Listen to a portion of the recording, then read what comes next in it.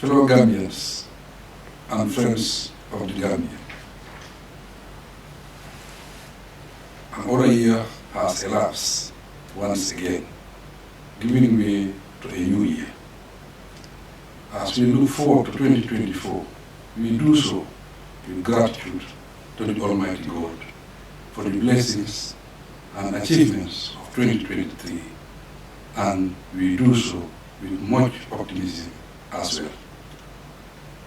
Looking back since the advent of the coronavirus in 2019, 2023 was by far the most productive year in the Gambia, despite the persistent global economic crisis and the inflationary backlash undermining our economies globally. Our international image and ratings confirm this convincingly. During the year, we registered remarkable successes, particularly in our priority areas of infrastructure development, energy and water provision, education, health, agriculture, and justice delivery, to name a few examples. Overall, the country is stable and there is peace countrywide. Besides the lamentable last September fatal shooting incident that involved 3 security personnel and a few other cases of murder and suicide, the crime rate in the country has dropped. To deliver on our promises, my administration's focus on development is now firmly anchored to the National Development Plan, Year 2023-2027, and the medium-term Economic Fiscal Framework, 2023-2026, for macro-fiscal stability. Although inflation has risen to 18%, the Gambia is faring much better than many other countries. However, we admit its far-reaching impact on the cost of living in the country, especially on the poor. Part of the solution to this challenge lies in stepping up local production to reduce imports and thus avoid the cost burden associated with importation. My government will continue to subsidize essential imported commodities, even though this reduces our spending ability on development projects. Thus, to compensate for this, we must fall back on taxation, that is, taxation purely for inclusive development. Fellow citizens and residents of the Gambia, as I always say, my slogan is no infrastructure, no development. Similarly, I believe that without development, progress, peace, and stability would be hindered. Better still, there cannot be stability in the absence of peace. To put it squarely, development is best made possible through peace, stability, unity, execution of proper plans and policies, and wise use of the resources at our disposal. Based on this, a key indicator of development is the number and quality of relevant infrastructure projects undertaken in the country. Thus far, we are proud of the records. On account of this, to reassure you further, my government will remain development-oriented and sensitive to the plight, concerns, and welfare of the people. Compatriots, friends, brothers, and sisters, a major concern of the year has been irregular migration. This is not only a menace, but it also appears to be on the rise, thus putting the lives of more young people at risk. Young people have a very significant role to play in their families, communities, and in national development. Hence, we cannot watch them perish with impunity. There are opportunities that such young persons can exploit to guarantee them success at home. Education and training for skill appreciation are the surest means for the youth to have guaranteed pathways to success and happiness. This justifies our renewed focus on education and prioritization of tribute, as reflected in the 2024 national budget. The local communities, especially residents along the coastline, must play a more active part in preventing irregular migration. Family units, friends, and everyone else should be vigilant enough to intercept all potentially dangerous journeys that involve Gambian citizens, either as traffickers, passengers, boat crew, or otherwise.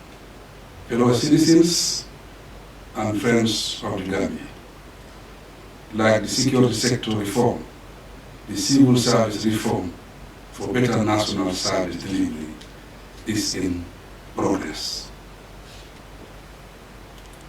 These reforms hinge on the realization that excellent service delivery depends on the quality, efficiency, and disposition of the workers in the public service.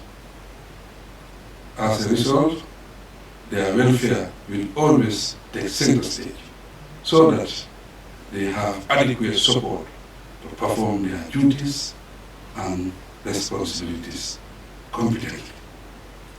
In the same way, we denounce work apathy, corruption, and all forms of crime, hate, and disunity. Distinguished Gambians and friends of the Gambia, every new year inspires new visions, resolutions, plans, and approaches. 2024, in line with the New Year program, I propose that we adopt efficiency for quality output as our New Year resolution. Inject quality into whatever we do and act as agents of peace and development. It is only through quality work and quality outputs that durability is guaranteed. The infrastructure we construct, the work we do at home or in the workplace, the food we eat, and everything we produce will serve better with better quality. Consequently, every citizen should strive for quality development, for quality life. I urge that all assessments of work done in the country have a component on quality variables of international standard. This is particularly important for service delivery, and it includes government contracts, policies, and personnel hired for public service. Furthermore, for the attainment of our Yoruba goals, I advise all public servants and institutions to aim higher, target bigger, and work harder, with a laser focus cast on the people and the environment. For government, the feedback from the last Meet the People talk was positive and encouraging. We will keep our promises to the people and work together to develop the nation. This is the task at hand. I must warn that there is growing instability within the sub-region, which we must not entertain. The Gambia has been bitterly unstable before. Therefore, let nothing deceive us to fall into that trap ever again.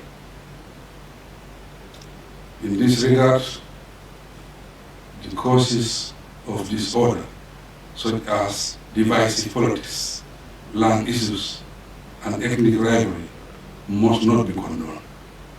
As a people, let our national pride and collective determination fuel our efforts, while our diversity, knowledge, skills, and values be the transformative tools for the change and development we so badly desire. There is no richer or more potent resource than the people. With everyone on board, no challenge is insurmountable. Fellow Gambians and residents of the Gambia, I congratulate the Gambian community on our successes and count on all of you as we march into the future. The world is designed to pose challenges to humankind, which requires prioritization, making sacrifices, and working hard to attain our goals. In 2024, among other events, we eagerly look forward to 3 major events, namely the OIC Summit, the Janjambure Bicentenary Festival, and holding a referendum on the new constitution for the Third Republic.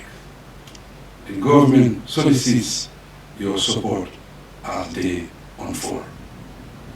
For the cooperation and collaboration we enjoy, I thank all categories of leaders in the country and all those in the public and private sectors. I am also thankful to our development partners and every citizen and friends of the Gambia. As we celebrate the new year, let us remember to pray for the lives lost during the year. They include the gentle souls of former Vice President Badara Diouf, our fallen security personnel, the unfortunate migrants who passed on in their quest for greener pastures, and those who departed this life in one way or another. God's peace be with them. To conclude, I wish you all a very happy and prosperous 2024, and pray that life gets better with each new year. May God bless us all. I thank you for your kind attention.